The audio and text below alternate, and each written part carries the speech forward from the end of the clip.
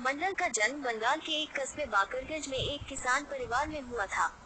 उनके पिता चाहते थे कि घर में कुछ हो या न हो, उनका बेटा शिक्षा जरूर हासिल करे। मंडल की शिक्षा का खर्च उनके बेऔलाद चाचा ने उठाया। एक स्थानीय स्कूल में पढ़ने के बाद उन्होंने बंगाल के बारिसाल के सबसे अच्छे शिक्षण संस्थान ब्रिजमोहन कॉलेज में दाखिला लिया। बारिसाल पूर्वी बंगाल का एक शहर था जो बाद में पूर्वी पाकिस्तान बन गया था। अपनी शिक्षा पूरी करने के बाद उन्होंने बारिसाल की नगरपालिका से अपने राजनीतिक सफर की शुरुआत की। उन्होंने निचले तबके के लोगों के हालात सुधारने के लिए संघर्ष शुरू किया। वह भारत के बंटवारे के पक्ष में नहीं थे, लेकिन उन्होंने महसूस किया कि उच्च जाति के हिंदुओं सवर्णों के बीच रहने से शूद्रों की स्थिति में सुधार नहीं हो सकता। इसलिए पाकिस्तान दलितों के लिए एक बेहतर अवसर हो सकता है। जब उन्होंने जिन्ना के आश्वासन के बाद पाकिस्तान जाने का फैसला किया, तो उन्हें उनके सहयोगी और भारत के उस समय के सबसे बड़े दलित नेता डॉक्टर भीमराव रामजी अम्बेडकर ने चेताया था। तकदीर का खेल ऐसा हुआ कि डॉक्टर अम्बेडकर भारत के पहले कानून मंत्री बने और जोगिंदरनाथ मंडल पाकिस्तान के पहले कानून मंत्री बने। कुछ साल बाद दोनों को ही अपने पद से त्यागपत्र देना पड़ा। मंडल ने 8 अक्टूबर 1950 को इस्तीफा दे दिया, जबकि अम्बेडकर ने 27 सितंबर 1951 को त्यागपत्र दे दिया। दोनों के बीच फर्क ये था कि मंडल ने हताशा में त्यागपत्र दे दिया था।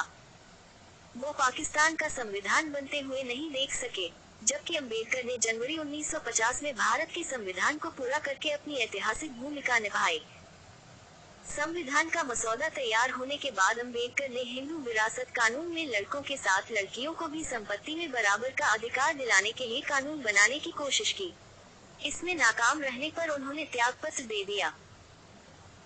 इतिहासकारों का मानना है कि 11 अगस्त 1947 को पाकिस्तान के संस्थापक और देश के पहले गवर्नर जनरल मोहम्मद अली जिन्ना ने संविधान सभा की पहली बैठक में अध्यक्ष के तौर पर अपने भाषण में पाकिस्तान के भविष्य का खाका पेश करते हुए रियासत को मजहब से अलग रखने का ऐलान किया था।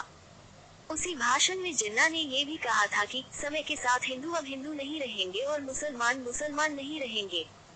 धार्मिक रूप से नहीं, क्योंकि धर्म एक निजी मामला है, बल्कि राजनीतिक रूप से एक देश के नागरिक होने के नाते।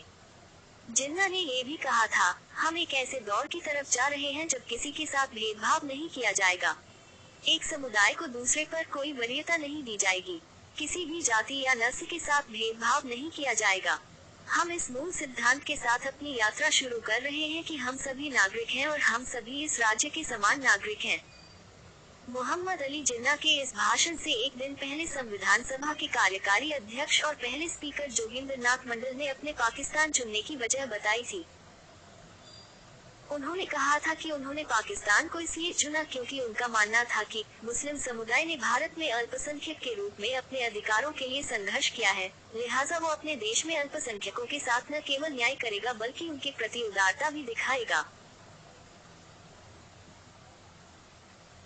अमेरिका के जॉन्स हॉपकिंस विश्वविद्यालय की गजल आसिफ ने अपने हालिया शोध पत्र Jogendranath Mandal and politics of Dalit recognition in Pakistan, Jogendranath Mandal और पाकिस्तान में दलितों की मान्यता की राजनीति में कहा है कि मंडल ने पाकिस्तान के निर्माण में दलित स्वतंत्रता के सपने को साकार होते हुए देखा था, लेकिन नए राज्य में हिंदू अल्पसंख्यक के आंतरिक अंतर को समझे बिना, यानी एक राज्य की विचारधारा के सामने जो अनुसूचित जाति और उच्च जाति के हिंदुओं के बीच अंतर के बिना अल्पसंख्यकों को एक इकाई मानता है, मंडल का विजन टिक नहीं सका। प्रोफेसर निर्वाण बंदोपाध्याय के मुताबिक ये जानना आसान काम नहीं है कि पाकिस्तान में जोगिंदरनाथ मंडल के साथ ज्यादती की गई थी या नहीं। प्रोफेसर बंदोपाध्याय भारत में गांधीनगर के कनावती कॉलेज के इतिहास विभाग के साथ जुड़े हैं। उन्होंने अम्बेडकर और मंडल पर एक महत्वपूर्ण शोध पत्र लिखा है। वो कहते हैं, इसका सही जवाब तभी दिया जा सकता है जब कोई इतिहासकार पाकिस्तान के आर्काइव्स में रखे दस्तावेज खंगाले।